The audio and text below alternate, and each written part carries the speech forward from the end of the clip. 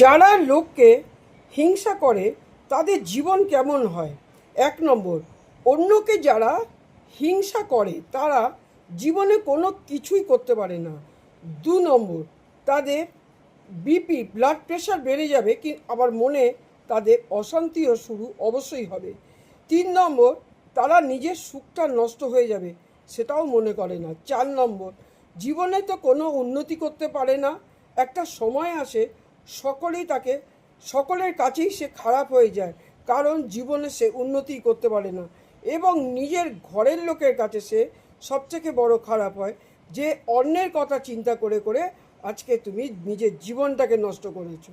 সুতরাং অন্য লোককে হিংসা করে, অন্য লোকের কথা চিন্তা করে, অন্য লোকের কথা ভেবে নিজের জীবন নষ্টটা না করে কি করবেন, সেই সময়টা বিশাল পরিমাণে